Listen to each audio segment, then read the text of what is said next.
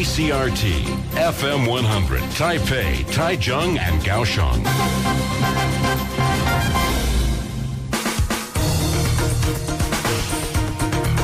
Your news, Taiwan and the world.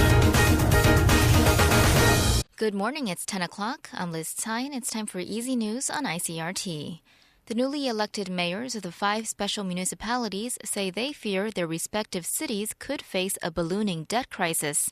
The mayors of Taipei, New Taipei, Taichung, Tainan, and Kaohsiung voiced their concerns during their first meeting with the cabinet since their December 25th swearing in.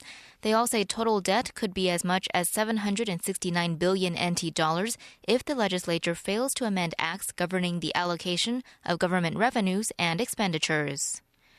Minister of Economic Affairs Shi Yanxiang says the next round of U.S.-Taiwan Trade and Investment Framework Agreement talks will take place in Taipei in the second half of January. According to Shi, discussions will focus on major bilateral trade and economic issues of mutual concern, including partnership in the development of new energy resources. Yang Shujun could retract an appeal filed with the Court of Arbitration for Sport against her disqualification from the Asian Games in November. The possible retraction is due to concerns that if the case continues, it could jeopardize other local athletes' chances of competing in international competitions. Yang, who received a 3-month ban from international competition for protesting her disqualification, will make a final decision next week. In world news, more than 200,000 people have been affected by relentless flooding in northeast Australia, with the flood zone now stretching over an area bigger than France and Germany combined. Thousands of homes and businesses across Queensland state have been flooded with water after days of pounding rain caused swollen rivers to overflow. Heavy rains and flooding in northeast Australia is common during the southern hemisphere summer, but the scope of the damage from the recent downpours is extremely unusual. Queensland launched a disaster relief fund for flood victims with $1 million Australian dollars in state money. The Prime Minister has pledged to match that amount with federal funds. Emergency meetings are being held in Northern Ireland with nearly 40,000 people having been without running water for days. Ollie Barrett has details. Northern Ireland's Deputy First Minister Martin McGuinness is describing the water supply problems as a grave crisis and says he feels let down by the response of Northern Ireland Water. Around 36,000 people have been without running water for days, many for over a week, with NI Water saying the disruption could continue for several more days.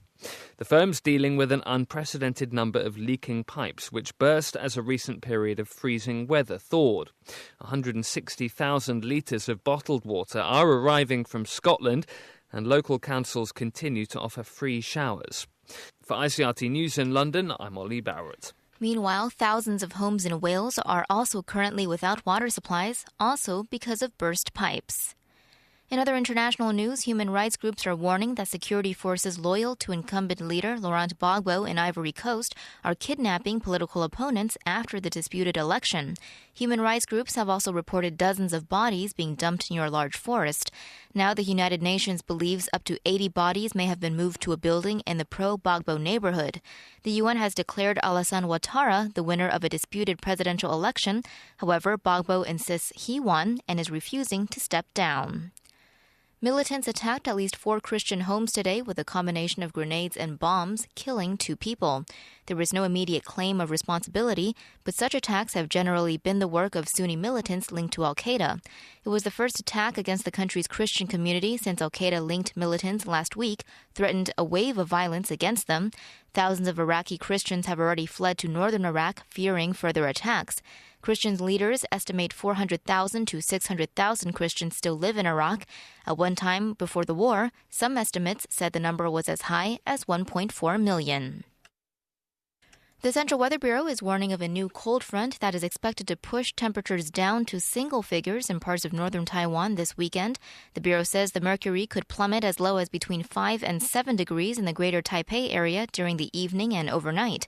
Parts of eastern and central Taiwan could experience temperatures of 7 and 10 degrees this weekend. The cold front is expected to weaken on Sunday.